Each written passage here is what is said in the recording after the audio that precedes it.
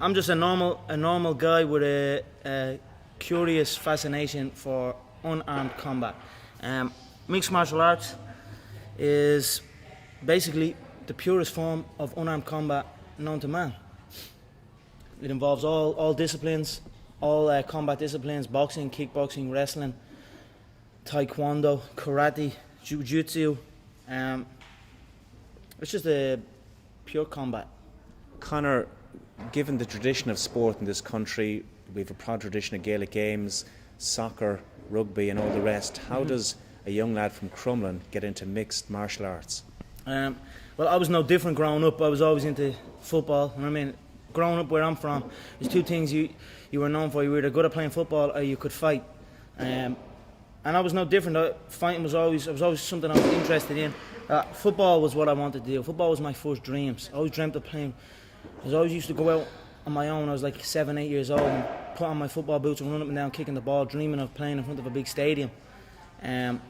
But just growing up then, I realised that I needed to be able to defend myself in certain situations. I just wanted to be able to defend myself, and it led me to combat sport and studying different ways the human body moves. And I was like nearly a mixed martial artist without even knowing I was. You know what I mean? I just basically wanted to defend myself in any scenario, and I used to go from gym to gym, trying to learn different ways. When did you realise, at what age, that this was something you could carve out a career from? Well, I moved from Crumlin when I was 16, 17, and I was doing it. I was still playing football at that time. I was doing MMA, I was doing boxing, I was doing this and that. But then I met a guy when I moved up to Lucan from Crumlin who was doing jiu-jitsu. Tom Egan, his name was. And I was doing some boxing at the time, some kickboxing. And around the same time we started seeing the UFC on TV. And we just, every day in school, we'd talk about it. He'd show me some jiu-jitsu stuff. We'd be mess fighting in the class. I'd be showing him some boxing. He'd show me some submission moves. Eventually then I used to go up and stay up in his house up in Kildare. Literally stayed there the whole weekend. He'd teach me how to grapple. He'd teach me some techniques and I'd teach him some techniques. And basically we'd fight at the end of it. Two little 16-year-old kids out the back of his shed, the concrete floor. And we basically punched the head off each other, really. And then that was that, you know, and that was my first obsession with it, you know, and I thought, like, I still didn't think I could do it. I was just kind of, still in my thoughts was self-defense. I just wanted to be able to defend myself in any situation. Then he met my coach, John Kavanagh, my coach today, John Kavanagh, and found out that he had a proper gym.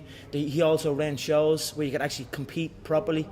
And that was it. The two of us went down, met John, and that was that. John showed us a different approach to combat sport, a different way of thinking, the professional way. You know what I mean? Even though we were in a little small shack, in a little hut, it was a professional approach to unarmed combat. And he introduced me to jiu-jitsu, which changed my whole approach and made me look at the finer details of combat. And then that was it. I was hooked. When I knew he had shows, I knew it was there. I knew I could get that ladder. You know, I knew I had something. I had a fascination with it. And even if it didn't, I couldn't shut it off. So I just rolled with it. Kept showing up every day. Got my ass whooped a couple of times. Whooped a couple of asses.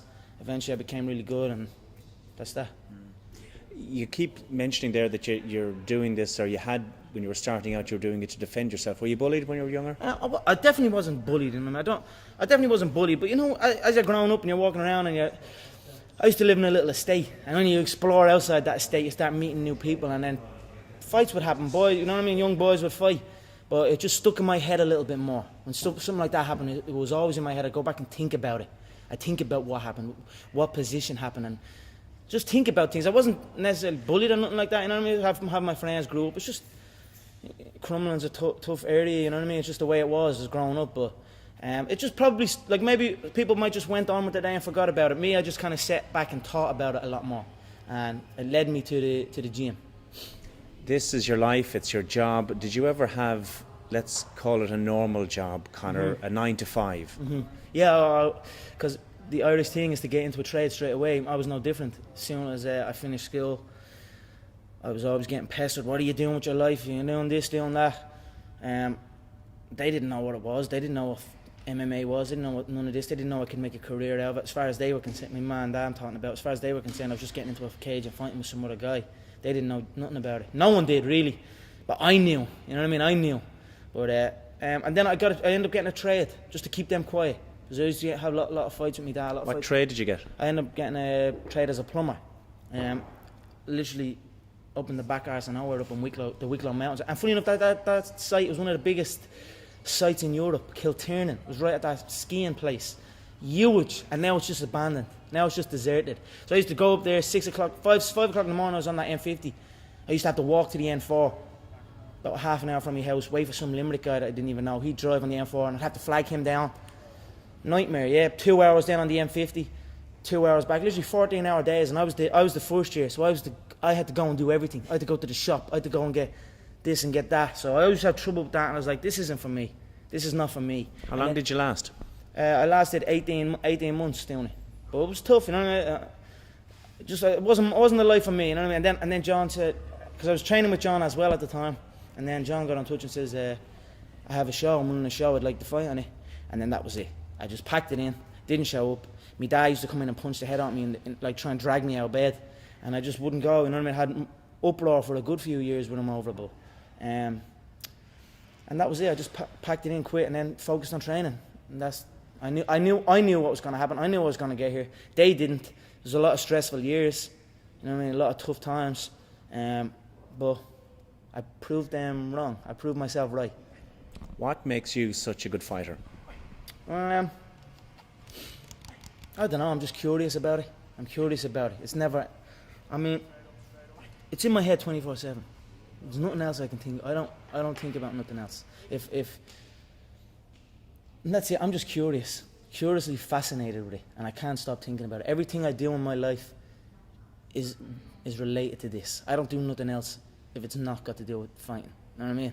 And that is why. You know what I mean? To be true, all you've got to do is show up. Is that not unhealthy? I don't know. Do I look unhealthy? Take a look at this physique. I'm in phenomenal shape, in body and mind. To me, what's unhealthy is living an unhealthy life. To me, what's unhealthy is getting up and going through the same day every day of your life, 9 to 5, in an office or in a, you know what I mean? That's unhealthy. That beats your mind. I don't work. I love what I do, and that's why I'm doing what I love. You know what I mean? That's why it's become a career for me, because I love it. I love what I do. So I don't think it's unhealthy. I feel good in my mind. You know what I mean? It's my life. What has the last 6-7 months been like for you, Conor? A lot different. You know what I mean? Get a lot more spotlight is on now. I'm no different. I don't do nothing any different. I still come to the gym. There's people trying to get me to do this and get me to do that. But I know that in order to be successful at this game, it needs to be 24/7. I need to be living in this gym. And that's since this new facility, SBG Concord, has opened up. The setup now is I come here at 1, 2 o'clock in the day, and I'm here till 10 o'clock at night. There's no outside distraction. There's no nothing. It's been crazy. The spotlight is on. The Irish public are watching. But it's what we planned. It's what we prepared. I knew I was going to be the person to bring martial arts to the public eye. And now it's happening. You know what I mean? There's two things I've learned from these past 7 months. Number one is that hard work pays off. And number two is that dreams come true. And that's what's happening. Final one for you. I want to know what you want to achieve. Is it the fame? Is it to be champion? Is it the money? What do you want from this career? I don't care nothing about fame. Yeah, I don't care about fame. The gold belt is what I want. The 2 gold belts. I was a 2-weight world champion in the previous organisation. Now I'm on the big stage at the UFC. I want that featherweight belt and I want that lightweight belt. That's my goal. The money is going to come with that. Don't get me wrong. It's prize fighting. I'm after the money as well. But the money comes with the belt. And the belt is what I'm focused on. I don't care about fame.